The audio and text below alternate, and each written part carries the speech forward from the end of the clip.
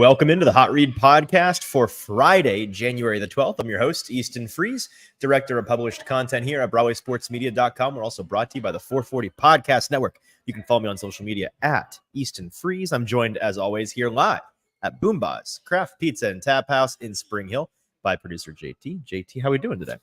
I'm good. When we were last here, I didn't think we would be at this point, but here we are. I thought we would be on to just like talking about the playoff games that are going on this weekend. Surprisingly, that seems that has gone to like. I was afraid we wouldn't have a whole lot to talk about. Yeah, right. But apparently now the Titans are just the gift that keeps on giving, and that is dysfunctional teamwork and cooperation, which means we get to talk about them a lot more. A mystery vision. Yes. Yeah. Yep. Uncertainty, who's actually in charge of what. Yeah, no, it's great. Things are great. We're going to talk all about the Titans, the aftermath, the 48 hours basically since the news that we got on Tuesday from the Rand Carthon press conference to Amy Adams Strunk's decision to fire Mike Vrabel. We are going to dive into the big topic of today, a fantastic article by my buddy Joe Rexrode, great columnist here in town with The Athletic. He and Diana Rossini wrote an article that was rather illuminating today on the relationship between Rand Carthon, but primarily Amy Adams Strunk and Mike Vrabel, about all three of those folks. But really the primary deterioration here coming not from Rand Carthon and Mike Vrabel's relationship, but Amy Adams Strunk and Mike Vrabel's relationship, kind of a downhill spiral. Some things that I think were absolutely avoidable and a couple things that I think weren't. We're going to dive into all of that. And I definitely recommend, we're going to talk a lot about what was in the article today, but not all of it. We're not going to be reading it word for word or anything. So go get a subscription to The Athletic and read Joe's work. It's really fantastic. You won't read a better article on this subject, I think, than what they wrote. And it's really well sourced. And it's a lot of information that we really didn't know until this morning. And so it was illuminating, and it changes my perspective a little bit on what went down and whether or not it should have went down and the way that it went down. We're going to discuss all of that today, as well as looking at what I think is a pretty final, if not final, picture of the teams in the NFL that need a new head coach. 8 teams, 1/4. We know this, that every year between a third and a fourth of the NFL, coaching wise, gets turned over.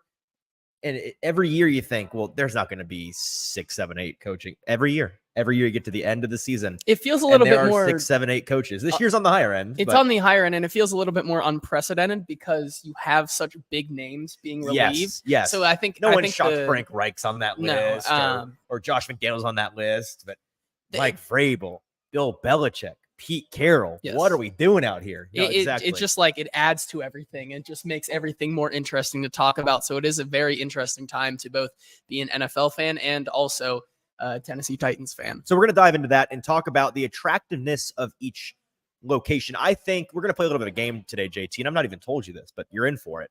I'm going to try to sell you on all of these locations, and we're just going to talk about how you see rankings out there, but the definitive rankings of the attractiveness of each head coaching position.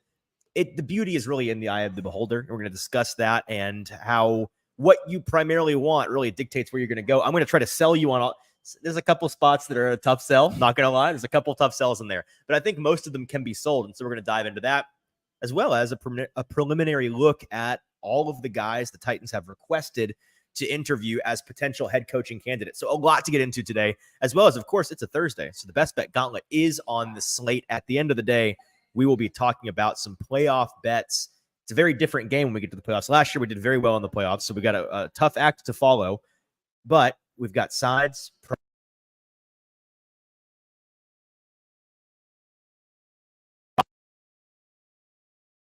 If you're with us live today, we appreciate you being here. Do us a couple of favors. First of all, if you're watching on Twitter or on Facebook, go on over to Broadway Sports Media's YouTube page.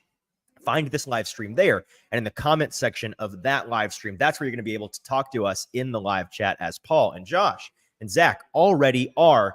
Looking forward to hearing from you guys throughout today's episode, and any questions you might have about what has happened this week with the Tennessee Titans, we would love to try to answer on today's show. So send them in there, and we will stop what we're doing and discuss what you'd like to discuss today. While you're at the YouTube live stream, do us a favor and hit that subscribe button. It is free to you. It's very helpful to us. We're trying to get that subscriber count up as much as possible this draft season, and it's going to help you get access to our content going forward. Know when we're live, know when we're not. All of those good things. Hit subscribe for us. It's a big help. Thank you very much. And with that, we're brought to you, of course, by the place that we currently are sitting, Boombox Craft Pizza and Tap House. Going to tell you all about them a little bit later in today's episode, but let's go ahead and dive in, JT. We've already got a couple comments here that I want to look at from Paul. Amy Adams Strunk Amy Adams Strunk present got her feelings hurt and engineered a canned interview and threw her new GM in front of the Wolves without the ability to answer any questions. Disappointed, I think, is absolutely fair. Our buddy Zach Lyons here from the 440 Podcast Network says, if this Mayo is a lock for Pat's job rumor is true, I think the well dries up for Vrabel. I wonder if he, quote unquote, chooses to take a break for a year after being a zombie for 2 years. I wasn't. Maybe this is new news, Zach. I wouldn't know. I've not heard about this Mayo being a lock rumor. Did I miss this? He is the current favorite to be the New England Patriots' new head coach. It's not exactly a lock, but he has been deemed the front runner of anybody, which is an interesting development considering everything we've been talking about for the past. It seems like 3 months at this point. Well, imagine the very seemingly very concrete rumor of, man, Mike Vrabel would be not but the home run hire as a replacement for Bill Belichick, according to the owner of the Patriots. And then he goes, Gerard Mayo, you're the next guy. That's going to invite some questions. So very interesting. Absolutely. Zach saying that Ian Rappaport, I'm assuming, has new info on his timeline, and Diana Rossini seemed to back it up. So very interesting indeed. We can't really talk to it today, but maybe we'll discuss that when we get to the job openings here. I guess we can't discuss that today, so we'll get to all of that. We are now a full 6-7 minutes in today's show. We've not even talked about the nitty-gritty that we want to dive into, so let's do it. Joe Rexrode and Diana Rossini's article that came out today. The main theme here, the thing that is the big takeaway, is it's like at the end of an episode of Scooby-Doo where they unmask the villain, and it's like, Mr. Cropper, and it's like the mayor of the town. Like, all these months we've been talking about how this relationship seemingly on the rocks between Ran Carthon and Mike Vrabel was the potential rift that might cause a shakeup when we get to the offseason. Lo and behold, things happen. Ran Carthon comes out and says, our relationship was great. I've got no problems with Mike. I consider him a friend. I thought we worked well together the whole time. I've got no issues with them at all. I think the reports I don't know where they're coming from. And then this article comes out, and it's really obvious that it was Mike Vrabel and Amy Adams Strunk's relationship that became very rocky, and in the end, according to Amy, untenable to move forward with. Like I said, I think a lot of this is avoidable, and we're going to kind of go bit by bit here and discuss our thoughts on what happened. But some of it, I think, simply wasn't, and it's those things that weren't avoidable or maybe non-negotiable going forward. You didn't see the two sides coming to a consensus that makes you feel a little bit better about what transpired and them moving on. There are some things in here that I think are worth being encouraged about. So let's start at the top. And again, go check the article out in full. We're not going to discuss all of it today, but we're going to talk about the highlights. A culmination of events led to his firing, according to Rossini and Rexrode, including Vrabel suggesting during the offseason hiring of general manager Ran Carthon, saying that he wasn't ready for the job. Vrabel did not think that he was ready to be a big boy full-time GM, and that rubbed Amy Adams Strunk the wrong way. She disagreed with that. She eventually came to believe her faith in Vrabel was not being reciprocated, that Vrabel didn't have a whole lot of faith in her, and she was unhappy with, and this one was the most predictable, right? Unhappy with the trip to New England. That's kind of the overview of what went wrong here, and this is all according to apparently a dozen prominent people inside and outside the organization that spoke under the condition of anonymity to The Athletic. So this first thing, we go back to the beginning of last season, and this is not shocking based on what they did and the things that they talked about. The Titans reportedly wanted to make this past season about evolving and modernizing their process behind the scenes. Building a roster with increased reliance on analytics was a big part of that. Vrabel wasn't resistant to using those analytics on the field, which is not, I mean, Vrabel has always in his tenure been the guy you think, okay, he's a good situational ball coach. He's on the conservative side at times, but he's not super stuck in his ways, and he's pretty slick with the rules, pretty slick with time management. That's not really the issue, right? It's the analytics behind the scenes. It's the analytics in the scouting department. It's the analytics during the week, looking at the game plan and trying to base what you want to do to an opponent on the numbers. It's that kind of thing that it felt a little bit archaic, and he felt a little bit stuck in his ways in that regard.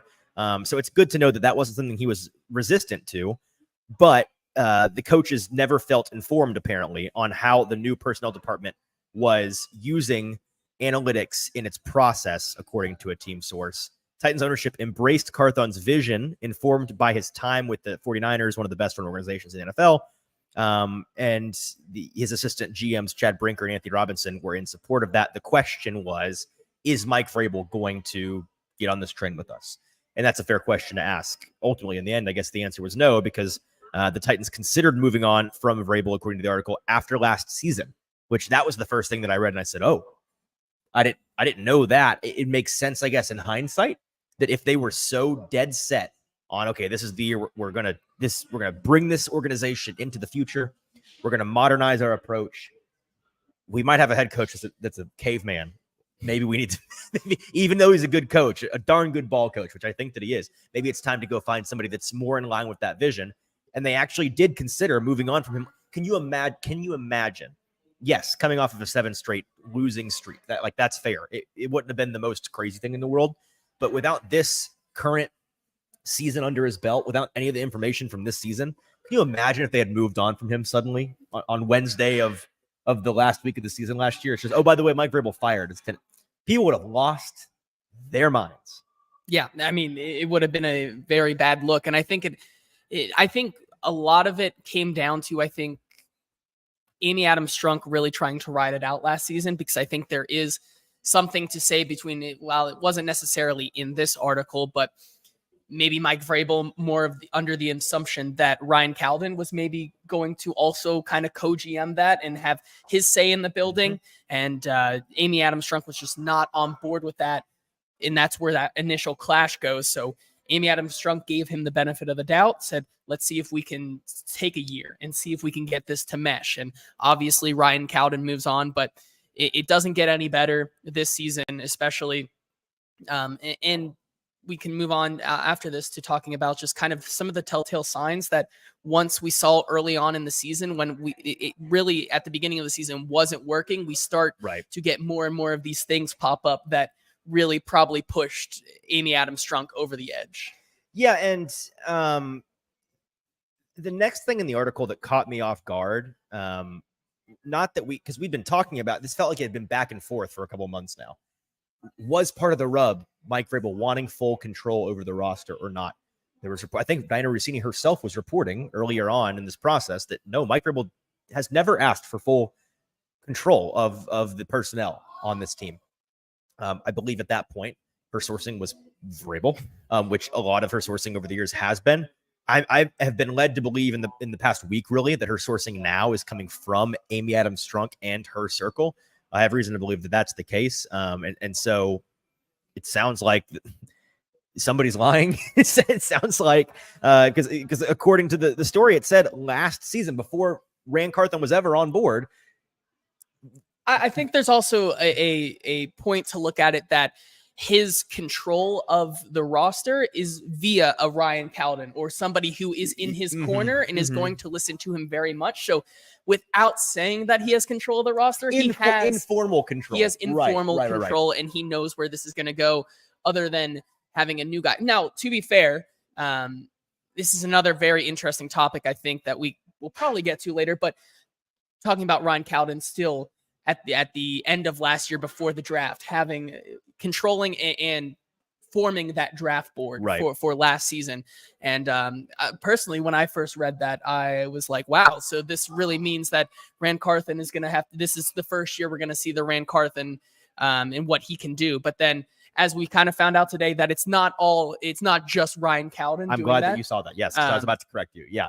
And so then I was like, okay, it's kind of a misleading way. It is. Right. You're the guy moving the pieces and organizing things, but you're not the one making the decisions. Right? Exactly. That's but the difference. It does beg the question that Ryan Calden was definitely still in those discussions for making those picks this season, and then was immediately shipped off afterwards, which is a tough look, I think, to do your part and then just get shown the door. But that's kind of how this has gone right now for some of the guys that Mike Vrabel had in his corner. Amy Adams Strunk obviously is not a big fan of having that many people in the building that are really in line and in tune with Mike Vrabel, as Mhm. she's talked about this entire process. She wants a new vision, fresh ideas, and maybe it was just getting a little too stale and a little too Vrabel-y, and that's why she wants to change it up. So back to this article, whether it was formal or informal formal control, at the beginning of last year's offseason, before Rand Carthen was hired, according to the article, Vrabel wanted full control over the roster, saying that he'd earned it, and Strunk pointedly disagreed, as she should. This is a point in Amy Adams' corner, absolutely. And her belief over the years is that head coaches shouldn't have full control, as they shouldn't. We've talked about this. No man, no matter how talented a football human being you are, you just don't, nobody has the bandwidth to be a great personnel guy and a great coaching guy.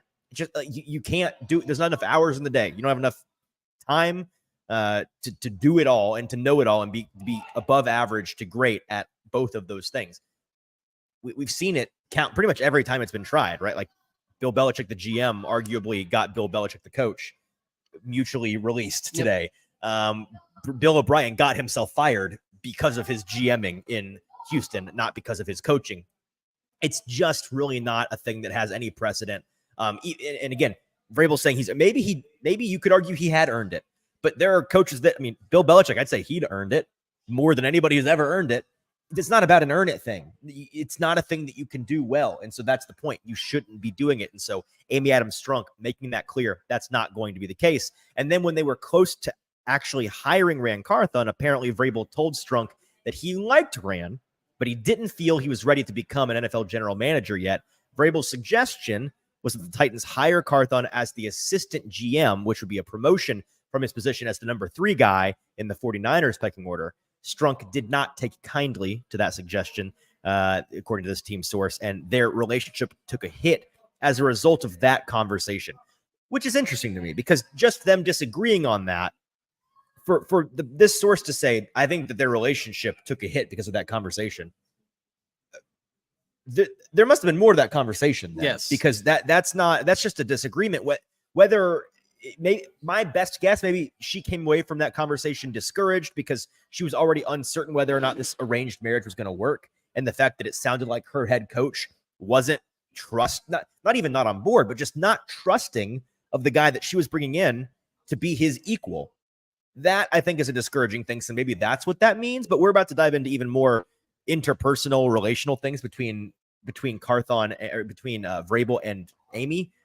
I think both of them didn't act super well in all of this. It certainly doesn't sound like they were being very good, communicative adults about these things. And like a lot, I mean, how many relationships in your life that have deteriorated or you've lost, you can point back in hindsight and say, some better communication probably would have solved this. Or I mean, everybody's been in a situation where you hate somebody's guts for something, and then you talk it out and you realize it's actually this. If we had just talked this out earlier, none of this would have been an issue. All this mental festering and hatred building up in your heart that it's like, oh, it was just a misunderstanding.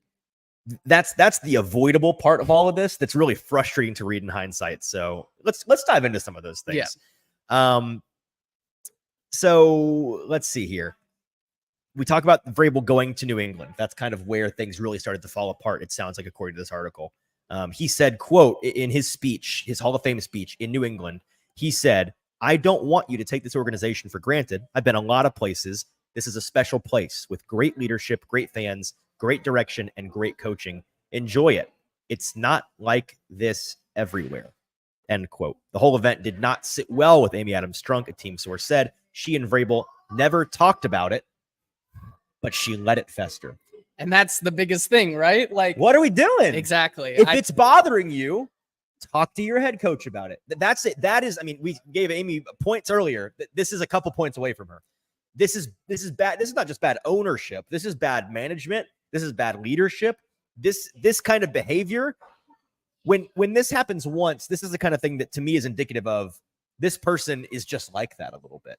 And that's not good news, I think, for Titans fans. And I think there, as the article kind of continues, Amy Adams Strunk cares very much about this organization. She cares about it both on the field, and then what financially, sure. And then also what fans think. Mm-hmm. Like, we'll get into later. She but reads the press clipping. She reads the press clipping. She understands what some of these games mean, and when this team gets embarrassed, sometimes she knows. To her, some of these games matter they more mean than others. A lot. And so when you have your head coach, who's still the head coach, go into Foxborough like that, and in the middle of the season, it's not July, right? It's not July. This is right after the trip from London, after Ryan Tannehill gets hurt. They're on the bye week. It's a big pivot point for your franchise. They need to regroup, and he goes to New England and has this speech, comes back. And then I thought this was really interesting. I went back and re-listened to kind of that press conference where Gentry Estes asks some of those questions. And of course, Jared Stillman kind of barges in, and that created that comic relief, right?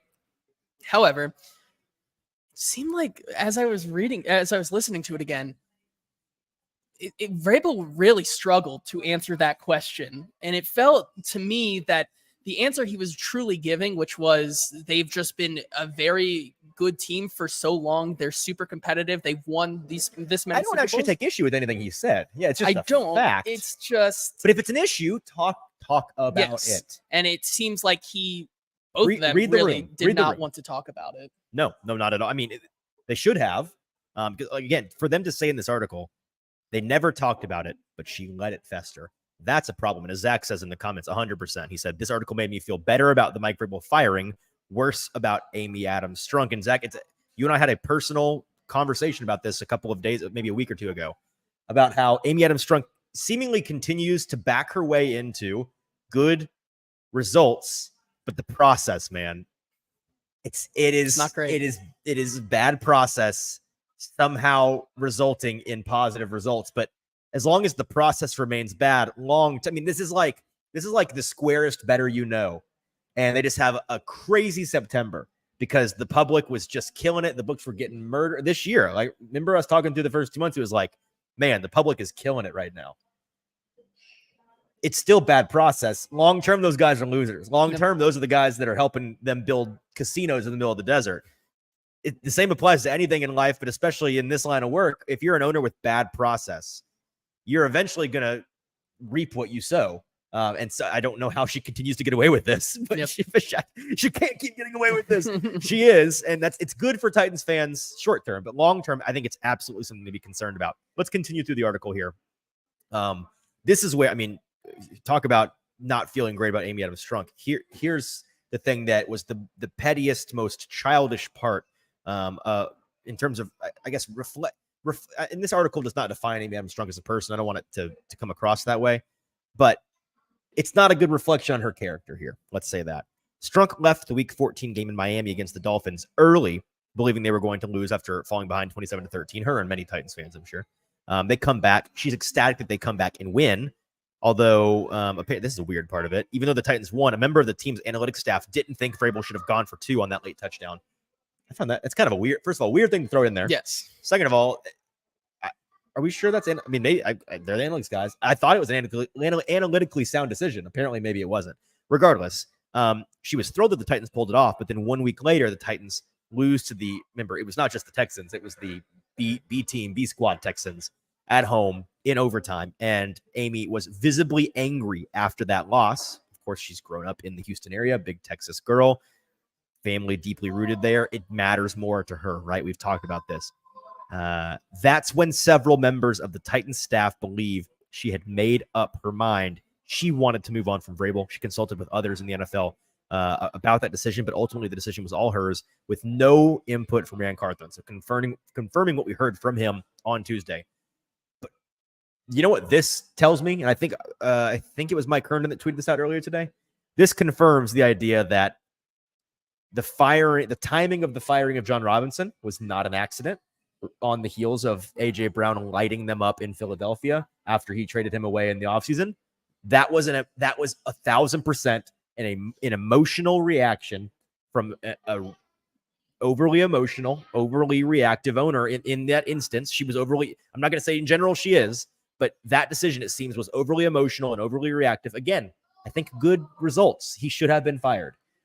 But that being the thing that caused you to do it, and then here, the Titans losing back-to-back to Houston, getting swept, getting embarrassed by them twice at the end of the season, and that being the thing that makes your mind up. That's not good. That is flawed process. That's emotions clouding your ability to be the best that you can be. I have a hard time taking things she says seriously in these statements of hers talking about how nothing matters more to me than the success of this. I'm sure she believes it, but if nothing matters more to you than doing whatever it takes for this organization to be the best that it can be, you can't operate as an owner in that capacity, in that fashion. That's not the way that you do it. Yeah, no, I totally agree. And this is something I think I kind of talked to you about earlier this season about maybe this entire time from the John Robinson firing to now, how much it could have changed if simply everyone stepped back and took a deep breath. Like, just take a week, do something else. Because in the grand scheme of things, nothing really changed from week to week with this Titans team in the last 2 years. And I think she probably would have came to the same conclusions as she did with both of these, but it probably, for the better of the organization, would have kind of set things up a lot better than where we are right now. Yes. And I think also, and it's going to burn her eventually. Yes. Right? This bad process, you could see it as soon as the decision to hire this coach. I mean, if the bad process permeates all of the business dealings, you either operate with good process or bad process. It seems to me that her process is not that great. How does that inspire any confidence that they're going to get this coaching hire right? And if they don't, she said it herself, this is the most important offseason, she said, I think, in Titans history, in organization's history. Better get that coaching hire right. And if your process is poor, I don't trust you to do that. Yep, I agree. Okay, the last bit from the article, and then we're going to move on to some coaching landing spots. This is just kind of wrapping it up here. At 11 a.m. on Tuesday, Vrabel joined Strunk and team president Burke Nihill for a meeting that lasted 2 minutes. They told Mike Vrabel that they appreciated his time with the Titans, but that they were moving in a new direction. He was fired. There was never any discussion between the organization and Vrabel about trading him to coach another team or of a restructuring of power for him to remain with the Titans. That's it. That's the end of the Mike Vrabel era. It sounds like there was no, I mean, what I would pay to be a fly on the wall in that room, right. First of all, to see even Rand Carthen couldn't have been a fly on that wall, right? Was not allowed to be. Nope. That article. So like, I think Zach summed it up perfectly. And this is what I was going to say here at the end. And he took the words right out of my mouth. It makes you feel better about the decision to fire Mike Vrabel. It makes you feel worse about the decision making ability of Amy Adams Strunk. And like I said at the top, there are some things that were unavoidable and there were some things that are avoidable. The things that were avoidable, the communication breakdown, the acting like children and letting things fester, the disagreement and not talking about it any further, the letting simple disagreements about work affect you personally. That's all very avoidable stuff that there needs to be some serious, that can't be the thing going forward. You can't continue to operate like that or you're going to be bad for a long time.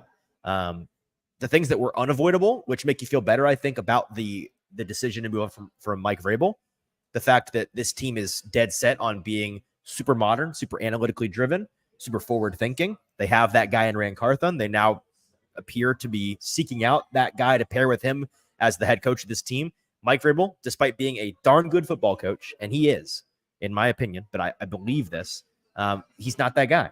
He's just a different breed of guy, and he doesn't. It's a good coach, bad fit situation at this point. So I think that's my main takeaway. What about you? Yeah, I think that this is, even though it is, it's come as a shock and they're moving into a new direction, it is an exciting direction because gone will most likely be the days of this Tennessee team is an old style football team, ground and pound. Like they're going to get you through the run game. Now they might actually score 30 points. They might games. They might blow some teams out. Who knows? It's exciting. It's exciting, right? Or they could be firing their new coach in 2 to 3 years. They could. Yes. You know what? It's a big boom. I mean, this is Amy putting a couple bands on black and spinning that wheel. Yeah, this is a high stakes. Hopefully it's a little bit more of an informed bet on black, but not just a 50-50 shot. We can hope, but again, if the process is bad, it might be worse than 50-50. We'll have to see. let's talk about coaching landing spots. We've got 8 of them now. The 8 teams that are without a head coach and are going to fill that position in the coming weeks and months are the Chargers, the Commanders, the Falcons, the Panthers, the Patriots, the Raiders, the Seahawks, the Titans. And today there's been some buzz about a potential mystery team that has not yet fired their coach, who may very well do so in the coming weeks, in particular because of Bill Belichick now being on the market. The buzz around that specifically is it might be a playoff team. And you immediately go to Cowboys. We heard just this week, despite Mike McCarthy's statistical success with the Cowboys in his tenure there, on the radio, Jerry Jones said, we are evaluating our coaching staff's performance game to game. So if that doesn't tell you about how much the playoff performance matters to Jerry, I don't know what does. And you can't tell me that Jerry would not pull that quick one and fire a guy that's won a lot of games if it meant he could go get the best coach of all time. Those are numbers, baby. Those are butts and seats. That is attention, and that is crack cocaine to Jerry Jones. And then you've heard a lot about the Eagles, which on paper would be bonkers. I went back today. Nick Sirianni, who apparently is on the ropes if he continues to fall apart with this Eagles team, he's 25-9 as a head coach. He is 2 for 2 on making the playoffs, and he has a Super Bowl appearance all in 2 years. If that guy got fired, it'd be completely and utterly unprecedented. And I've talked to a couple of Eagles fans who have been in my mentions, and they absolutely believe it. They believe if this Buccaneers team at home is able to win this game and win it convincingly, Nick Sirianni will be gone, which I think is interesting. But I think there's also something to be said about Nick Sirianni not both being sides here. I think being, it's crazy, but also it's not crazy. I see where they're coming from. There's been talk about, is Nick Sirianni truly ready to be a head coach? Has he been getting carried by talent? Has he been getting carried by talent? Is he now lost the locker room? These are questions that have been asked, and it's all going to be unwrapping on Monday night. So it'll be really interesting to see. Maybe I'm a bad person, but I'm hoping they lose now. I need the circus. But anyways, so there might be a 9th spot, but I don't. Some folks are saying, well, hold your horses. It may not just be the Titans competition. My understanding is, the vibe that I'm getting is that 9th spot might appear for Bill Belichick and Bill Belichick only. And if that's the case, then that's a separate situation. But with these 8 teams, there's been a lot of rankings, and Titans fans have said about rankings from national outlets talking about how the Titans, are they the 6th best landing spot? 7th? Are they dead? Are they the worst landing spot of it? First of all, anyone that thinks they're the worst landing spot, I think tough. I've got a bridge to sell you. But I think, as I prefaced at the top of the show, I think that you can make an argument for most all of these spots, depending on what you value most as a prospective head coach. And I think everybody's rankings of these openings are different online for good reason, because the appeal is in the eye of the beholder, which I think applies to the coaches themselves. I think different head coaching candidates are going to be looking for and valuing different things. So let me go team by team. Name a team that needs a coach, and I'll try to sell you on it. Okay, is this where you're going to sell me on it? I'm going to sell you on each team. Okay. Start with Seattle. Okay, Seattle's easy, dude. Okay. Do you want, if you're a prospective head coach, would you like to come into a team that has everything pretty much already figured out? They've been competitive. They've got stars, got a couple holes here and there. Cap situation, not the greatest. They got draft picks, though. They have a history of winning. And again, you've got a serviceable quarterback. You've got both your tackles who are young and looking good. And you've got talented receiving options. Your offense is going to be humming. It's a plug and play. You come in and you're going to find success. It really is. And I think that would sell me on that one, having John Schneider and that ownership group, along with now Pete Carroll maybe moving into that front office. Advisor Pete Carroll? Sounds whispering in your ear? Sounds pretty Sweet nice. Nothings? Sure. Maybe sounds like a place where Mike Vrabel could just go coach. You know, it could be interesting and an outside shot. I'm guessing, because it's important to note that typically, and this is the case with people in all relationships, right? Like when your buddy, he's a long-term relationship with this smoking hot blonde. She's like a frat girl type, just like really, no. Hear me out on this. Okay. Got like a very bubbly attitude, okay. Right? People person, very, very loud, but in an endearing way, right? They finally break up. What's the rebound? It's never the same kind of, you swing in the opposite direction, right? It's somebody you're like, oh, he's dating her now? What's going on? She's the opposite of Amy. She, a lot of Amy today. Okay. Yeah. Stacy, she's the opposite of Stacy, right? It's that way with most relationships. We tend to, the president, for example, you hear all the time that American politics is a pendulum, right? It's always swinging back and forth. You get a hardcore Republican in office, midterm, Congress is changing blue. You're getting the Democrats in there, right? And it's going to flip-flop. Back and forth we swing. The same applies to coaching. And you can look historically, coaches and GMs that are hired for teams. Typically, when you are a team that just fired your coach, who's a old school, stalwart, grumpy, not super easy to get along with at times, not super advanced analytically, ground and pound, like that's his MO, old school. The rebound typically is like, let's get a Brandon Staley in here. Let's get a Mike McDaniel in here, right? Mm-hmm. Yep. With the GM, it's like if you've got a guy that was super aggressive all the time, trading up and down and pushing money into the future. Right now, you're gonna get somebody that's like, we're gonna build responsibly. We're gonna go Green Bay Packers on this thing. We're gonna fill holes as we need them. We're gonna keep our feet under us, and we're just gonna operate. And we're gonna be long-term success, right? That kind of thing applies with coaching. And I say all that to say, you have to take that into consideration. I think with some of these jobs, for example, when you see Titans fans reacting to the Titans announcing that they want to interview some of these more old school defensive head coaches, a lot of fans rightly are like, isn't that the thing that you just got rid of? Like what? No, like you need to change, to do something different, right? I think the same applies for Seattle. I think if they went and got like a Mike Vrabel, folks would be like, what changed? Why did we fire Pete? Yeah. Right. Like, so yeah. I think that's a fair point to mention. Okay. Give me another team. Let's go with the Commanders. Oh, the Commanders in my opinion, the Commanders is the number one spot for great reason. Defense, okay. You sold off some assets. You got some building to do on defense. Fair. Mm-hmm. But what do you have? You've got a bunch of money.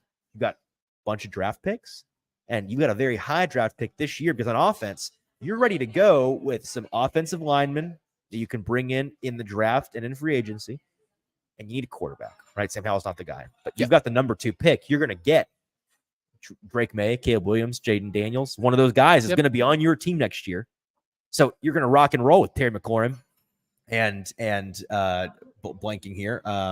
Well, which one are you going to go with? Curtis Samuel, Jahan Dotson. Jahan Dotson, Curtis Samuel. Thank you. One of those two. Yeah. They got some boys on that team that can run. They got Antonio Gibson back there. They like Brian Robinson, but bad names day for me. Yes. Brian Robinson. They've got offensive skill players. They just need a quarterback, which they're going to get. You're going to be rocking and rolling. You got the vibes are immaculate because you got a brand new owner. Yes. Right. Things are looking up for the first time in 2 decades in Washington. So easy sell job on Washington. I think it is the number one, in my opinion, number one most attractive job out there. All right, let's go. This might be the hardest one for me personally. The Raiders job. So here's a roster that is kind of in good shape. Defense sneaky, right? Okay. I like some things on Max Crosby out there balling with the boys, like doing some damage under the radar, but they down the stretch this past season looks very good, looking pretty good, right?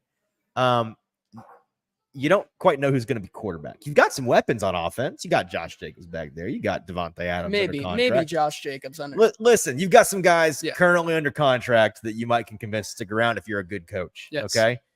The point is you need a quarterback. I don't know where you're getting one. But maybe a little Justin Fields action. Bring him in.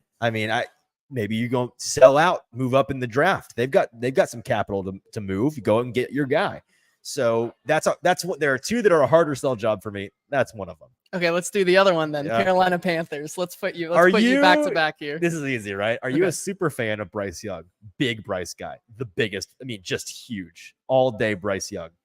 If you're a fan of him and also no other great players on your team and no capital and the worst owner in the league, then the Carolina Panthers are the spot for you, baby. Come on in. All right. Fix this team. Honestly, it really feels like a Ben Johnson job. You think so? I think so.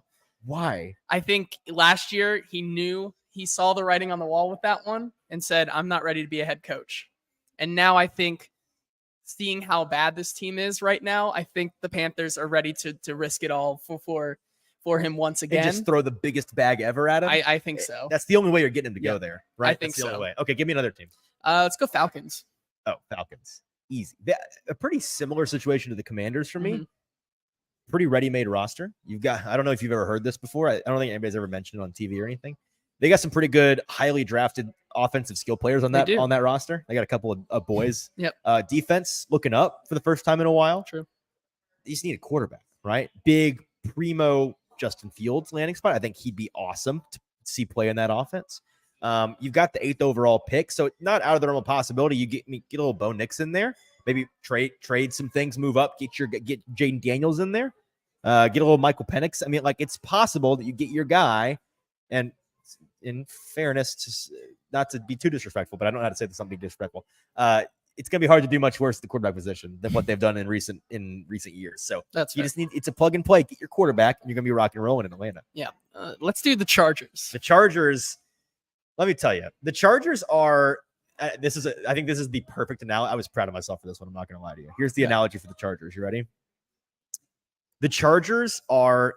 You've seen the movie Aladdin, right? The Disney movie Aladdin. They're the Cave of Wonders in Aladdin. Remember, it's the big lion's head that comes out of the sand. It's where Aladdin has to go in and recover the magic lamp. There's a magic lamp with a genie inside the Chargers organization that we know will pop out and grant your wishes. His name's Justin Herbert. Like, it's in there. It's gonna rock if you can get a hold of it. The rest of the treasure on that roster is a straight up trap. It's all a trap. Everything about it. Their cap situation, a nightmare. They're aging veterans who they either need to cut and take a big dead cap hit, or extend, which would be kind of ill-advised. A disaster. And they got some frustrating young guys that aren't quite panning out, right? So you can't ignore the lamp because it's there and it's going to grant your wishes. And if you're an offensive coach, like, how often does a coaching position become, like, the last coaching position that I think came available like this, where you've got this good of a proven young quarterback on the roster ready to do your bidding, was, I think, Frank Reich with Andrew Luck. Like that, that was the last one for me. This is a home run quarterback situation, and then everything else is really concerning. But if you're a coach that's just like, that's the GM's job, that's not my job. Who do I don't care. That's that. So then that's the job for you. Yeah, I like that one there. Let's move to the Patriots job. The Patriots it's kind of the middle of the road one for me. Because if you want to go and like, if you're looking for a less built out roster that you can do some work on, where you can still draft a quarterback this year, you got a pretty high draft pick. You can go get your guy if you want him, because what are they, 3? Yes. Yeah, 3. So you're gonna get one of those top 3 guys if you want them. Or you can go get Marvin Harrison Jr. Declared today, right? Then that, and you get to work under a great owner who is one of the few that in the league is committed to winning above all else. Robert Kraft, done a lot of winning. That's his thing. Then this is the spot for you. You're a Patriot. Yeah. And then finally, the Titans. And we've talked about this a ton, right? It's like, do you like the idea of coaching on a complete rebuild around an exciting young quarterback who is young and cheap and free to you? And you're going to have a lot of money to spend on him during his rookie contract. This year, you've got a ton of cap space, and you've got high draft picks to fill some significant holes. You're going to be aligned with a young, forward-thinking, innovative, modern coaching staff that you get to bring in around you, and an existing front office and an owner who, process good or process bad, is dead set on becoming one of the respected teams in the league. Then that's the spot for you. You've got to like Will Levis, which I think a lot of coaches actually do based on their grading of him last year, but then what they saw from him this year, proving like clearly this guy belongs in the NFL. And you're not gonna have a ton of say in the roster, but no coach is just getting, like, they're gonna, the front office is gonna hear your input. They're gonna want to tailor the raw. I mean, Mike Vrabel, or Rand Carthon, said at his press conference, even after Mike Vrabel had been fired, still my job, whoever the guy comes in here, he says, I view my job as serving the coaching staff. You're gonna be served by a guy that's got a ton of resources at his disposal to spend to build whatever you're wanting to build out there. So that is a long thought exercise to prove my point that depending on who you are, depending on what you want and what you're looking for as a potential head coach, you could really convince yourself that most all of these spots are worthy of being filled. That being said, I am going to try to rank them. Okay. So here's my rankings right now. If I was the guy going in, I would say Commanders clears. That's the number one. Yep, I'd take that. If I offered that job, I'm taking that job. And then kind of a gap. And then I think the middle 5 are kind of bunched up, and I have them in this order, but you could argue to flip-flop some guys. I've got Titans, Chargers, Seahawks, Falcons, Patriots. And then another gap, Raiders, and then maybe another gap, Panthers. Like I think that's so. Yeah. What do we think about that? Is it? I imagine pretty most close. Of the argument is that middle group. Yeah, pretty close for me. Mine goes. Are Commanders yours? The top. Commanders are number 1. That makes the most sense. The middle for me is personally Seahawks number 1 because they are the most primed plug and play, and ready sure. to compete once again. Yep. Not a lot structurally in that organization changes. Next up for me is Titans, just because I think they have a nice little piece in Will Levis, and you can have so much money to build around him. Yep. Next is the Chargers, Patriots, Falcons, and then like you said, a big gap is the Raiders. Not because I don't think that it's a nice job or it's complicated by Antonio Pierce, by the way. That's what I'm saying. Yeah. I think he is going to get a real shot at that job. And then finally, the Panthers are an absolute mess. So my number one takeaway from after we've talked all this out, I want to know, because again, my point is I think you can make an argument for anything. I'm sure there are folks out there that are, like we saw national folks today ranking the Panthers as a better job than the Titans. I want to know that's really the only job that I can't make any kind of argument for myself besides maybe you're a huge Bryce Young fan. Yeah. This is a good job for you because ownership, assets, team around Bryce Young, everything else is just not looking up. It feels like a losing battle there. Like you take that job and it feels like a losing battle, which to the point that back kind of making this full circle here, the Titans, it's not just that they're going to have whoever they want. There's going to be some serious competition for these coaches out here. And it's going to be money, by the way. It's going to be money, but also there's a lot of teams out here with very intriguing jobs. So the Titans are going to have to put their work in to get the guy that they believe is their future head coach. Yep. All right. Before we get to the best bet gauntlet here, we would be remiss without mentioning the current updated list of Titans head coaching interview request tracking. We've got 9 guys on the list now as of Thursday evening when we're recording this live. And I'll tell you those guys as soon as we talk about wonderful and amazing sponsors here on the Hot Read Podcast, Boomba's Craft Pizza and Tap House. Guys, we are here live at Boomba's in Spring Hill once again, as we are each and every Thursday afternoon. We love coming to do shows here, not because it's a great establishment. It's a fun place to get to set up and do a show on location, but afterwards, we could go eat and drink, get an excuse to come on out and have some of the delicious food and beverages they have here. JT and it's 40 minutes in. I've forgotten. This is blonde ale, a blonde ale from, do you remember the, it's Crosstown, local establishment, new on tap here. I've quite enjoyed this. And then you're rocking with a hazy IPA over here, also new from Fat Bottom, which I think some folks will recognize as another local brewery here in the Tennessee area. Man, they've got a great selection on tap of local and domestic brews. They've got fantastic food, and they make pizza better than arguably a lot of other companies in America, maybe one of the best in America. Based on the awards, it's hard to argue. They're the only company in America to have won Best New Pizza twice. They've done that, and it's for good reason because their pizzas are delicious. They're unlike anything you've had before. Trust me, this is not your classic, this is the best sliced pepperoni I've ever had. No, my friend. These are craft pizzas. They are briskets. They are green chili chicken. They are meat lovers, unlike any other meat lovers you've had. It really is special. A Nona pizza that we really like. They've got great options that they're gonna unlock some of your taste buds that you didn't know you had. So come on out to Boomba's Craft Pizza and Tap House. 3 locations in the Middle Tennessee area. They've got East Nashville, if you're in the in-town area, in downtown Spring Hill, which is about 20-25 minutes south of town, down I-65. Very easy commute. And then you've got a Murfreesboro location. Whichever Boomba's you are nearest, go and check them out. Tell them that Easton and JT sent you. Tell them that the Hot Read Podcast sent you. We would love to hear reports that there are folks turning up because of the show all over the Middle Tennessee area. That'd be fantastic for us. So help us out and help yourself out by getting some delicious pizza in your belly. It's so good, I promise. I really can't tell you enough about it. Okay, so the coaches the Titans have already requested, JT. 5 offensive coaches, 4 defensive coaches. Brian Callahan. This is offensive coaches. Brian Callahan, offensive coordinator for the Bengals. Mike Kafka, offensive coordinator for the Giants. Ben Johnson, the most popular candidate on this list, offensive coordinator for Detroit. Bobby Slowick, OC for Houston. And Brian Johnson, the OC for Philadelphia, are the offensive coaches that have reportedly been requested so far. And of course, caveat, there are always chances that they're not telling us certain names. This is all that's been reported. Defensive coaches, Antonio Pierce from Las Vegas, Dan Quinn from Dallas, Aaron Glenn from Detroit, and Mike McDonald from Baltimore. A little extra tidbit on that. Some other coaches that are in the pool of potential coaches in the NFL this year that the Titans are decidedly not in on. Bill Belichick and Jim Harbaugh. They are not on the Titans candidate list per Diana Rossini, per a source of hers. The team is, by the way, this is a part of that report as well. The team is open to a coach who specializes on either side of the ball. There is no specific criteria in that regard. So we've made our point clear. I think we're going to dive more into the coaching search in the coming weeks because that, this is going to start getting hot. We're going to start narrowing down some names. I believe they had their first interview today with Brian Callahan out of Cincinnati.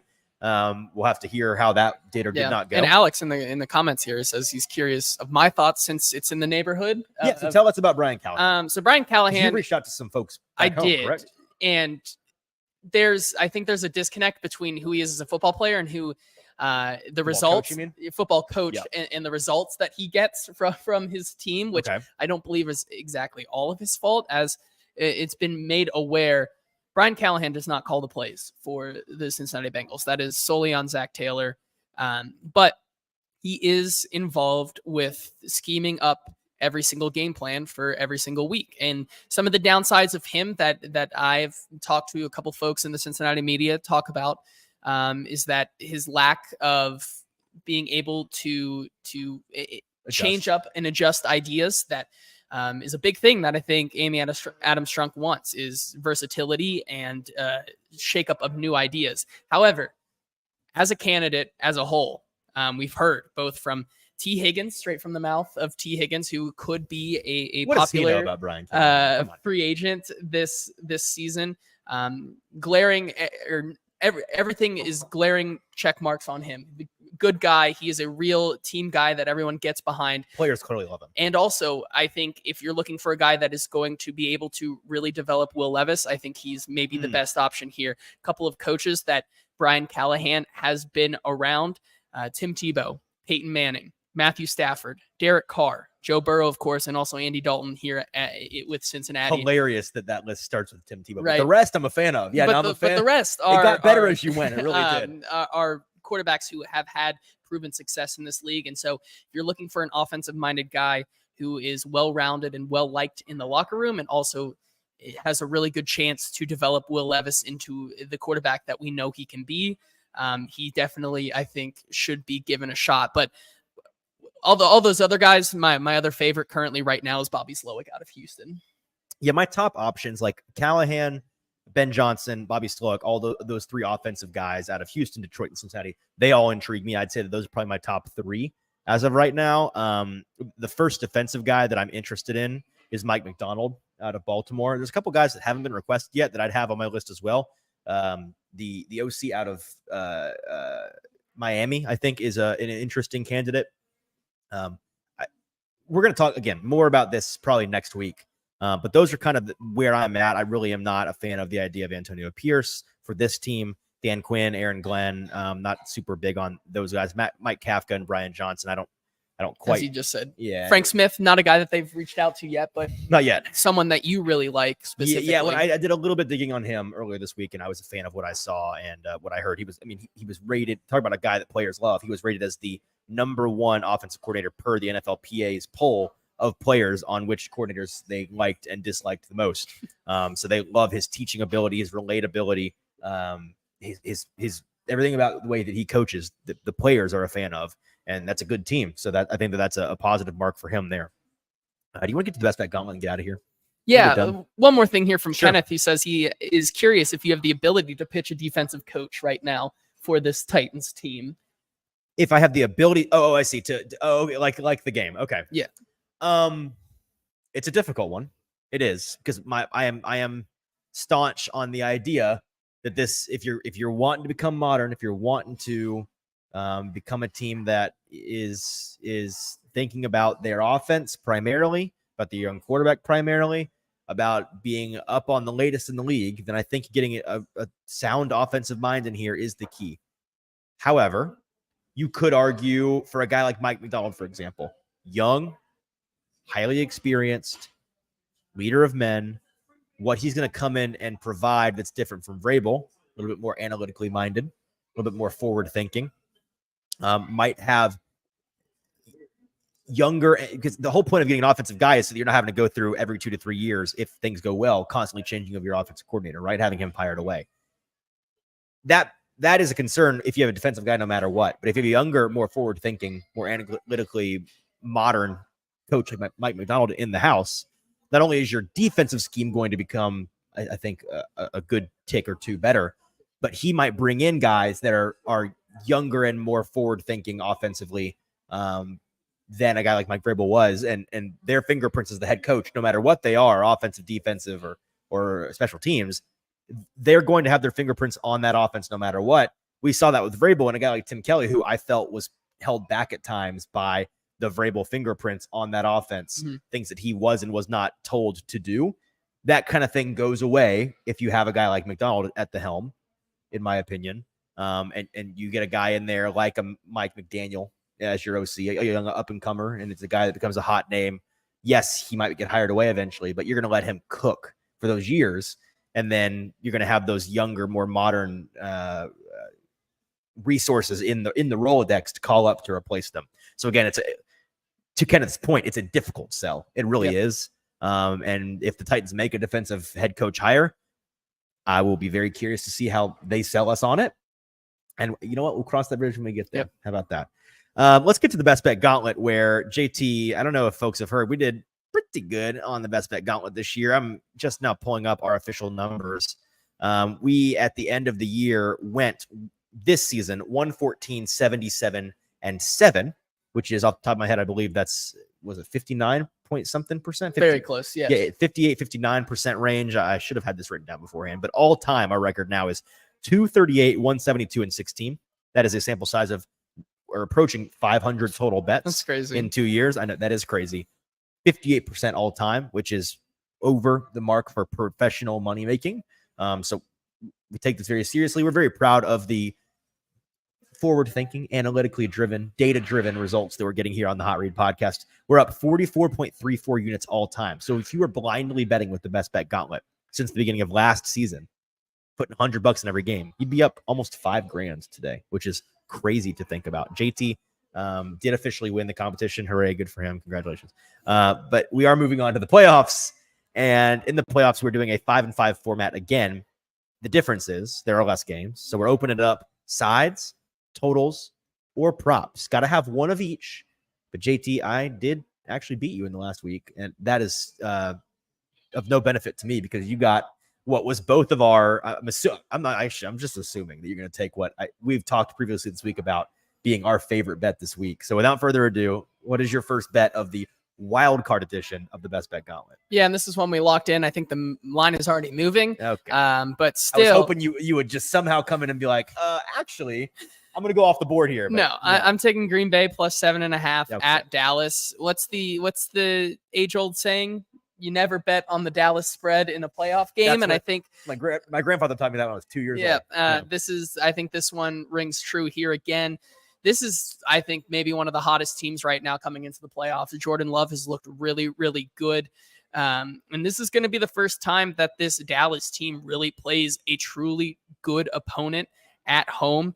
Of course, they've been known to blow out teams at home, but when you put it into perspective, some of those teams were the Patriots, the Raiders, the Giants, the Jets as well. They've not really played a solid team at home and blown them out. I think in this scenario here, this is a Green Bay team that matches up pretty well against this Dallas team, and I think they're going to keep it close just because I think Jordan Love is kind of on a heater right now. Yes, and this is a spot where Dallas notoriously always comes up short. And if you're giving me the hook on this one, I could totally see Dallas winning by 7, but no more than that. So I'm going to take Green Bay plus 7.5. Hey, I've of course already bet that with you, and I'm going going to continue. If it pops again, I'll bet it again. I like that bet a lot this week. With my first pick of the wild card edition of the Best Bet Gauntlet, I'm rocking with Miami plus 4.5 and climbing at Kansas City. First note, wait to take this because I think it's just going to keep going higher. It's not going to get lower, I don't think. So maybe you get a 5, maybe you get a 5.5, a 6 pops, and the angels appear from the heavens, and God comes down and hands me all the money that I'm about to make on this bet. That's what this feels like to me. I know that on the surface, this is one of those like future montage picks where it's like, look at this bozo in all the people that doubted. You know those montages of like through the years, everybody that said, well, this is where Brady falls off the cliff. No, this is where Brady falls off the cliff. This is me in the montage of betting against Patrick Mahomes in the playoffs. I get it. I don't care. I really don't. I'm going to purposely step in it here because I know it's been 2 weeks since we've seen this offense try to run at full strength with all the guys out there. I'm old enough to remember when that was bad consistently. Like it was clearly broken and not working. The weather for this game, don't know if you've heard, it's only been on the internet everywhere today. Negative 30 wind chills forecast for this game. It's going to be a little chilly for the Miami team. That's, I think, scaring the number higher and higher up onto Kansas City's side. I kind of think that's more of an advantage for Miami than anything, frankly, because that's going to lend itself to more running, high winds, cold, run the ball. Miami's a better running team flat out than Kansas City is. I think you put Jalen Ramsey on Rashee Rice, take him out of the picture, bracket Travis Kelce, which they did last week, or excuse me, when they played them earlier this season, their last matchup. They held Kelce in that game to his season low total in yards, 14 total yards for Travis Kelce in that game. Then they're going to try to do it again. The weather's going to be brutal, but Miami can run better than Kansas City, and you've got Devon Achane in this matchup. You did not in the first one. You got Mostert, you got Achane. I think that if Mike McDaniel is patient and runs the ball, that they may win this game outright, but I think that it's a field goal game. So give me Miami getting 4.5 points. Yeah, I'm with you on that one. My next pick here, I'm going over to the total side of things, and I'm going to take the over in the Cleveland and Houston game. Personally, I think this is going to be a shootout in this one, mostly because this Cleveland team is not the Cleveland team they used to be. This is a Joe Flacco-led team that he is just letting that ball rip out there. And I think this is a pretty easy over for a couple of reasons. One, Cleveland this season in their away games have gone 8-0 on the over. Is that real? Yes, that is real. They've gone 8-0 on the over in their away games this season, and even with Deshaun Watson and PJ Walker games and all of that. They've gone. The over has gone over in 8 of their games this season, played away, and I think that continues this week, mostly because even though this Cleveland defense is really good, these two teams just played a couple of weeks ago and allowed Case Keenum and the very injured Texans to put up 22 points. And I think with CJ Stroud at the helm, this is going to be one of those games indoors, no weather. Yep. that starts this wild card weekend off with a bang. And I think it's going to be a shootout. So I'm going to take the over. With my second pick of the wild card edition of the Best Bet Gauntlet, I'm taking Detroit -3 at home against the Rams. I was waffling on this side all week, and the more I dug into it, the more I came around to the Lions side. To be 100% clear, I really hope the Lions, because, man, how brutal is it going to be for this franchise, for this city, to lose to the guy they shipped off, who immediately won a Super Bowl the second they shipped him off, and now he comes back and ruins their first home playoff game in, 50 years or something? 30, I think. Okay, it's close enough. You could name a number that was 2 digits, and I think anybody would believe you. It's going to be tough if they lose. I think that they're winning this game. I think they're winning by a field goal or more. I don't love it at 3.5. You got to get it at the 3, or I think this is not a play. But at the 3, I think the worst you're going to do is a push here. And what I looked into that made me more and more confident in this pick is that the keys to beating the Rams this year, just analytically, pressuring Stafford and defending the run. There's really, if you don't get to Stafford, no matter how well your secondary covers Cooper Kupp and covers Puka Nacua, they're going to get theirs no matter what. You've got to get after Stafford, and you got to defend the run against Kyren Williams and a decent run offensive line. Those two things are things that Detroit's defense can do. They can't really cover. They're not really a good coverage team, but I didn't know this till I looked it up. They're number 1 in quarterback pressures this season. It's not translated to a ton of sacks, but who cares? You're going to move Stafford off his spot. I think he's something like 44% when he's pressured this year, completion percentage for Stafford. So you're going to get after him. And Detroit's defensive line and interior linebackers, they can defend against the run pretty well. And so for that reason, I think that the Rams offense is going to look worse in this game than they've looked recently.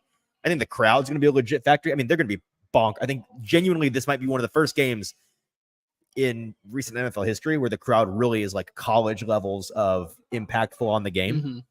And then the Rams special teams, by the way, it's legitimately horrendous. You've probably heard some folks talk about it this year. You know, when special teams matters a lot and can get you a win or a loss, like single-handedly, typically it's the playoffs. Like that's when that comes back to bite you. By the way, the Rams, they can't get pressure. You can double, triple Aaron Donald, and he's really the only threat on that overhyped, bad, young defense. Goff with time in the pocket, indoors, that is like, I'd say the ideal Goff conditions, but those are just the conditions you have for Goff to work, and they're going to have them. So I think that the Lions are going to win this game by 3 or more. Give me the Lions -3. Yeah, with my next pick here, I'm going to go with Jake Ferguson over on his receiving yards. The first prop from me, the tight end for the Dallas Cowboys over here. 43.5. Over 43.5. And here's really simply why. In the last 6 games, he's gone over that number 5 out of the 6 times. And while I would bet that on that one alone, it really is about the matchup. Green Bay currently ranks dead last in PFF coverage grade versus seam routes this season, while Dak Prescott has been able to really, really thrive on those seam routes. And where have they been going? To Jake Ferguson. And I think this is once again a play where he's going to really rely on him. Also, Jair Alexander bangs himself up again in practice today. Their secondary is going to be not at 100%. So I think this is really a opportunity for Jake Ferguson to be a true legit factor in this game. So I'm going to take his over. Okay. I dig that one. You ready for a disgusting one? How about this? Sure. I'm going to take Matt Stafford over a half rushing yard. And here's why. You just heard me talk about how Lions, #1 in pressure rate this year. They're going to get him off his spot. That pass protection for the Rams is not stellar. So all I need is one. I need the interior to open up, the edges to get home, get him forced up the middle, 3-4 yards. Bang, it's over. I've got it. It's over. It's over the half yard. So that's really all it is to it. I think that they're going to get him off his spot, and they're going to get 1 or 2 rushes from Matt Stafford for a yard or 2 each, and you're going to get over that one. So it's a weird, gross bet, but it's a really simple handicap. I need him to run one time. I think he's going to run one time. Yeah, with my next pick here, I'm going with Elijah Moore. Back to this Houston Texans game. Taking the other side, though, Cleveland's receiver, Elijah Moore, over 29.5 receiving yards. And this one is basically predicated on the fact that I think they're going to try to get Amari Cooper the ball a lot. And I think that this Houston Texans secondary is going to kind of overreact to Amari Cooper out there on the field, which is going to leave Elijah Moore open. And sneakily, Elijah Moore has been Joe Flacco's maybe favorite target when Amari Cooper is not able to go. And I think this is really a situation here where Elijah Moore can really shine in this opportunity. At the yard, I would have played it if it was anywhere up to 35.5 yards. So getting it at 29.5, right below that 30-yard mark, I really like it in this one, especially with Joe Flacco at the helm. So I'm going to take the over on his yards. I dig that. I think I'm going to ride with you on that one. Here's my total for my 4th pick of the wild card weekend best bet gauntlet. I'm taking the Philadelphia Tampa Bay under 43.5 points. These are two teams that are coming off of performances where the Eagles against the vaunted Giants defense scored a big fat 10 points at home. No, that was in MetLife, not on the road, but still 10 total points. And then the Buccaneers against the vaunted Panthers defense scored 9 points, no touchdowns, 3 field goals. I think that these two teams are really beat up right now. I think in particular the Eagles, you may have Jalen Hurts not able to throw with that finger. You may have no A.J. Brown. You may have no Devonta Smith. It's rough out there, man. It really is. And I think that the scoring is going to come at a premium in this game. I think 43.5 is too much. Like I could see this game ending up like 21-14 at most, 21-17. And then you've hit the under and you're rocking and rolling. So give me Philly Tampa under 43.5. Yeah, and with my final pick here, I'm going to go with another side on this one, and this is going to be one of the grosser ones, but I'm taking Houston and those points, either 2 or 2.5. You can get at 2.5, great. If not at 2, that's fine. I'm going to take the home dog in this one. As much as I love the story of Joe Flacco and the potential for him to get to face his former team against the Ravens in the next round, I really like what this Houston team is doing, man. They're getting healthier by the day.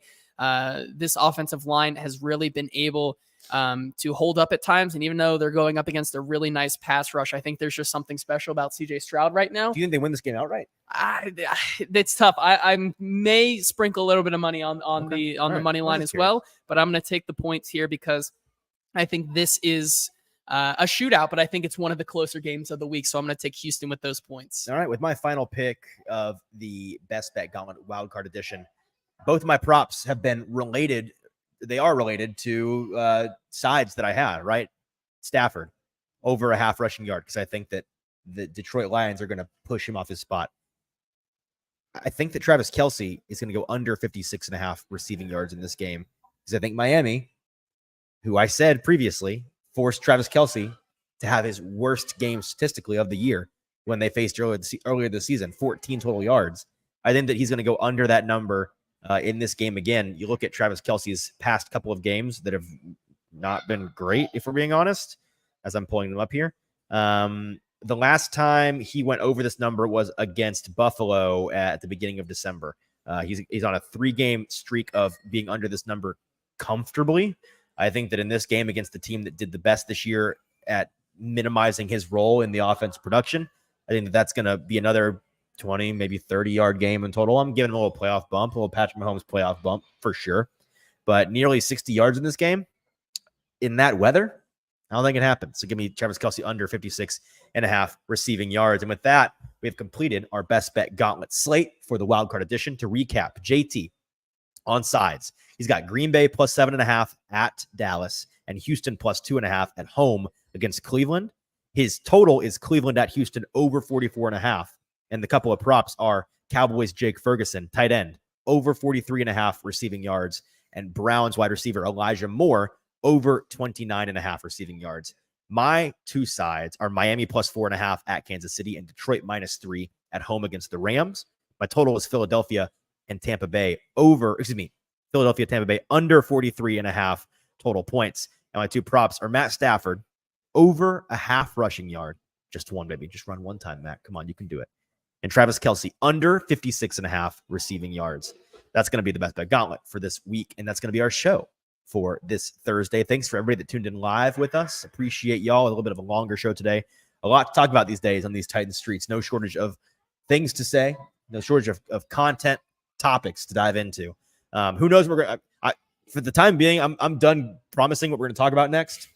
I don't know. Who knows what could happen? We're going to talk about whatever happens between now and the next show. How about that? Whatever happens in the Titans, what we're going to talk about. Until then, for producer JT, I'm your host, Easton Freeze. Make sure you're following us on social media at Hot Read Pod on Instagram, on TikTok, on Twitter. Get all the show posts and notifications and clips and highlights. All that good stuff is on our socials at Hot Read Pod. And subscribe at Broadway Sports Media's YouTube page. It's very helpful to us. We appreciate you guys tuning in with us live or otherwise. Until we've not decided, maybe Sunday, maybe at the beginning of next week, we'll talk to you then.